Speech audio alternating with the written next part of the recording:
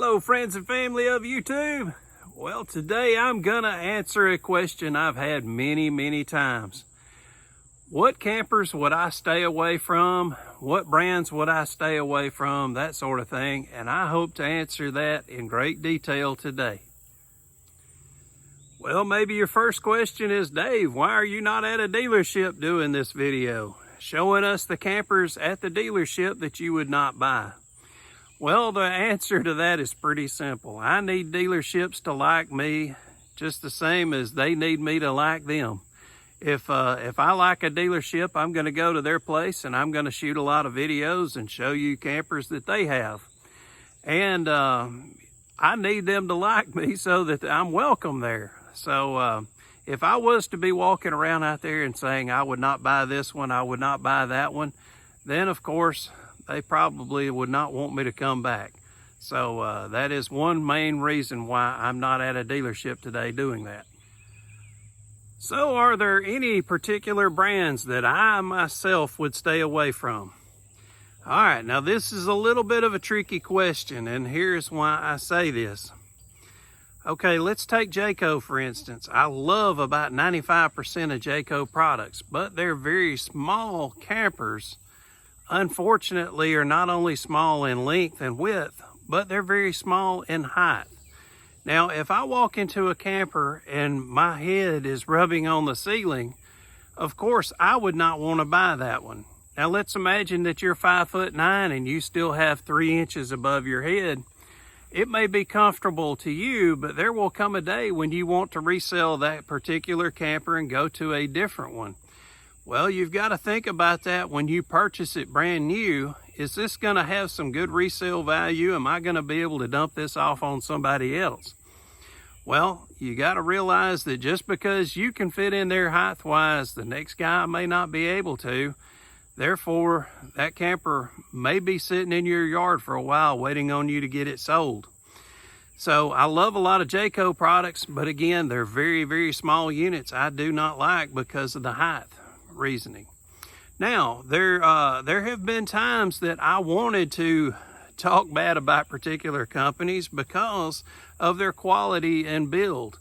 Now, I will say this, when Wildcat, Prowler, and some of these other ones that first came out, or at least when I first started noticing them about 10 years ago, maybe they'd been out prior to that, but when I first started seeing them about 10 years ago, their quality was horrible, and a lot of them had air conditioners into the side of the camper. They did not have it into the ceiling. They had them mounted into the wall of the camper.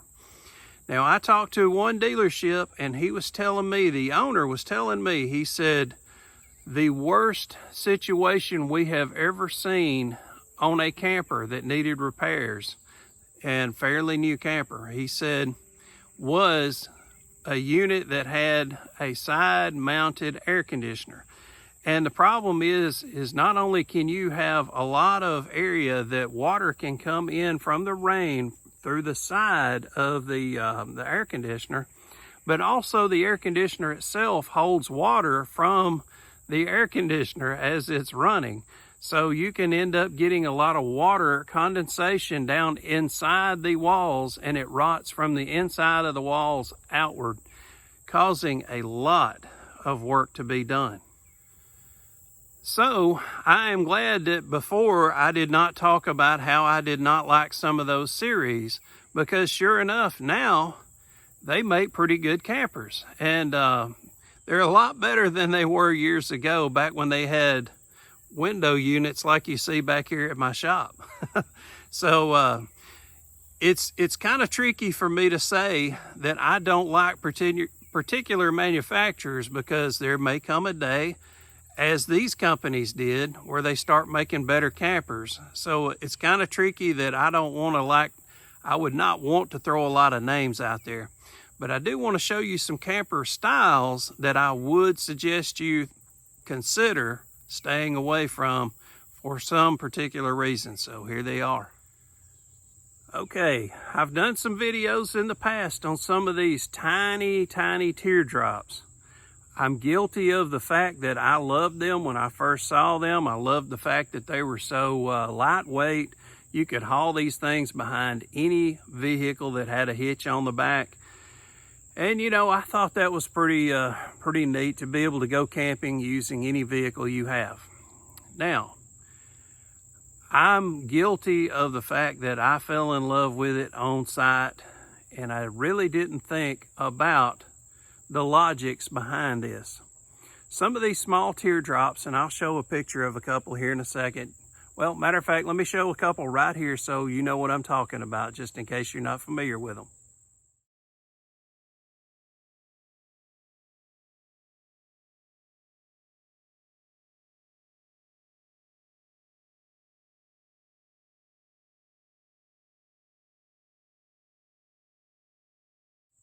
Okay, so if you notice on the floor plans of some of these small teardrops, basically you don't have a shower, you don't have a toilet, all you have is a microwave, a bed, and an air conditioner. Now the reason I say I would stay away from these now, after kind of learning a little bit more about the industry, you could buy a small trailer, a cargo trailer.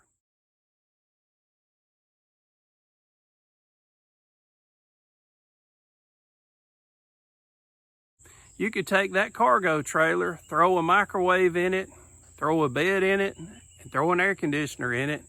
That small cargo trailer, with everything you just did to it and buying it brand new, you're $3,000 into it, and you've got the same thing that somebody else spent $12,000 to $15,000 on to end up with the same capabilities as you. So that's why I say that to me it just does not seem logical to buy one of these very small teardrop trailers. You're not getting the bang for the buck. Let's say you buy a camper the size of mine, and here is how small my camper is. It is a 14 RB.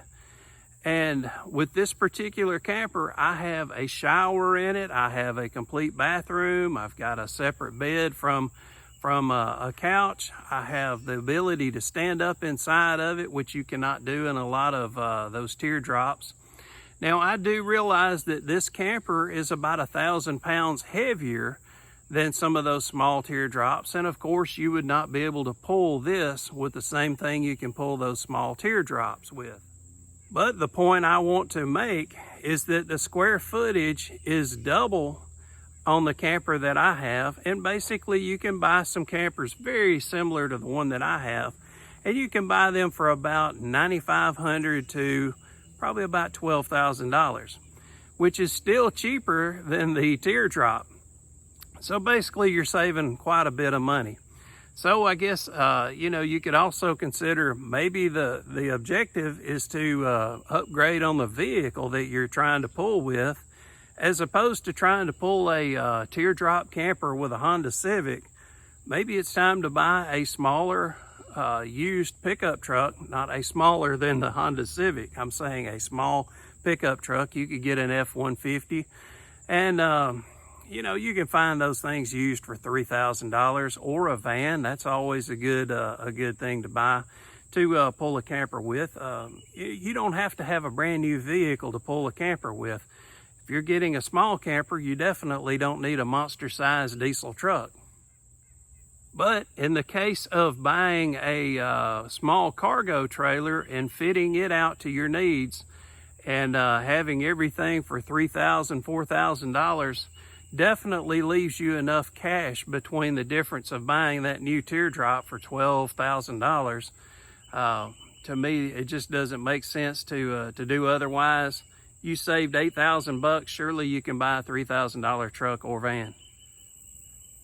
And another type camper that I would say, me personally, that I would stay away from, I would stay away from what is referred to as hybrids. And if you're not familiar with what a hybrid is, I'll show you a picture right here.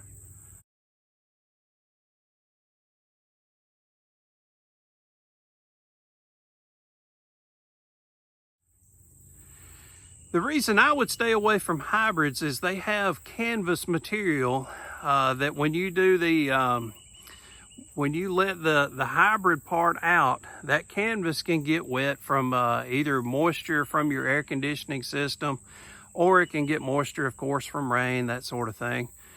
And what happens is it can build up mildew. Also, over years, it can dry rot and be problematic when it comes time for you to replace that or have repairs done to it. So personally, I would stay away from them. And that is a great segue into what I'm about to go to next. Pop-up campers. I see a lot of pop-up campers being for sale, and they're always saying on the ads, whether it's Craigslist or Facebook Marketplace, they're always saying that it needs some repairs. And of course, if you go check them out, you're going to see where the repairs are needed. It's the canvas. The canvas gave out on them. So there again, I just don't like canvas when it comes to anything attached to a camper. If I want canvas, I'm going to buy a tent. If I want a camper, I'm going to get one that's either got some metal siding to it or fiberglass, but I am definitely not going to have one that has canvas siding. Okay, now this next one is going to be another little bit touchy subject, so I'm going to have to tiptoe here. I like fifth wheels as far as if I'm walking into one and checking them out at the dealership. I like the way that they have the ability to have a lot more storage. Now, what I want you to keep in mind with a fifth wheel is that you're very limited on who you can resell that thing to. And that's why I want you to really think about whatever camper you buy. Whenever you are at the dealership, ask the salesman, is this a very popular model, or you know, how well does this model sell? And make sure you let him know, hey, it's you know, it's not that we only want to buy what everybody else is buying. We're just curious, is this one that you keep in stock a lot? If this one sells before we buy it, will you have another one? And if he says maybe not, then that tells you right there that it's not a very common camper. The reason I want you to think about that is you might get attached to certain things that this camper has, but maybe everybody else don't really care for it. So you might be the only type interested in it, and when it comes time for you to resell it, you could be stuck with it still again. Now, what I want to get back to is the fifth wheel. With the fifth wheel, you have only a large size pickup truck can pull this. You can't pull it with a van, you can't pull it with a car, therefore it's a little harder to get rid of when it comes time to resell it.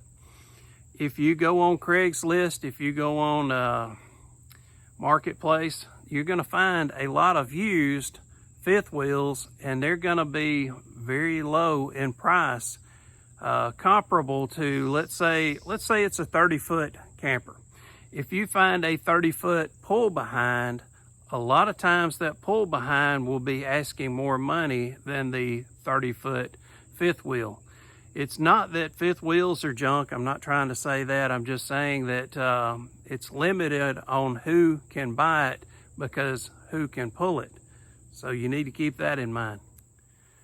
And my apologies for not doing a lot of name dropping. I know that's what a lot of you would like to hear, name brands to stay away from. And I'll give you some examples. Again, first time I went into an Imagine, I had a buddy of mine with me, and we went into about 5 of them. And we both were saying we could imagine that there could have been a lot better quality done in their product. And Imagine has come a long way over the years, and they were not so great the first time I saw them. Matter of fact, I refused to do videos on them because I didn't want anybody to think that I was approving of their quality. So I did shoot one video that day, and I ended up, when I got home, I ended up deleting it as opposed to putting it out on the net. So again, Imagine makes great quality stuff now. And I would feel bad if I would have said 3 years ago or 5 years ago, whenever it was, that Imagine was junk. So it wouldn't have been fair to them. Same with Cherokee. As I said earlier, a lot of their stuff, a lot of their off brands, they were all junk. The first couple of ones that I saw of them many years back, they seem to be making better quality stuff. Now, I will throw one name. I'm gonna do this. Okay. I'm glad I thought of this. I was at a trade show, an RV trade show, and there was many campers there, and it was the first time I got to see Coleman. And I was really excited to see it because I'd never seen any before, and I'm gonna tell you, I was very dissatisfied with everything I saw in the Coleman campers. Now, I want you to keep in mind what I'm about to tell you. I feel like all camper brands, every one of them, are made as cheaply as they can possibly be. Let's face it, they're all junk by many standards, but they're all made to go down the road at 75 miles per hour, which is basically hurricane force winds. And they're made to bounce up and down on the road with solid suspension. These things don't even have shocks on them. So for campers to be able to withstand this is a lot better than what we think when we see them. We think, man, this thing's so cheaply made. Well, they have to be made lightweight. Anytime you make something lightweight, generally you're making it cheaper. So it's kind of a catch-22 in a lot of ways. So don't get too caught up in the fact that if you've not spent a lot of time in campers and you go inside one and you think, this thing's so cheap made, they all are. But I will say that Coleman brand was horrible. Everything I went into of the Coleman, and again, 2 years from now, they might be making a good product. Matter of fact, the new models are out now, and I have not seen any. They might be making good stuff now, but I can tell you a couple of years ago, they were horrible. So anyway, there's my food for thoughts, and I don't want anybody to not buy one, any of the brands that I mentioned or any of the styles that I mentioned.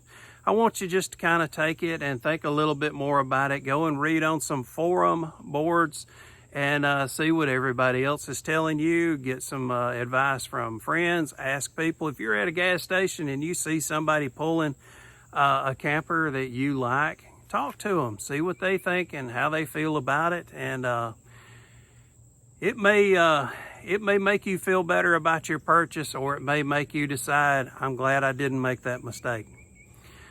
Well, there's some food for thought, folks. I hope y'all enjoyed it. Y'all feel free to leave me some questions, comments down below, and leave them for the general population. There may be a lot of people that's able to answer the same questions for you. Maybe some previous owners of some of the things that you're considering buying. So leave your questions and comments down below. Thanks for watching, folks. I sure appreciate your time. Appreciate you watching and subscribing. Take care. See y'all soon. Bye-bye.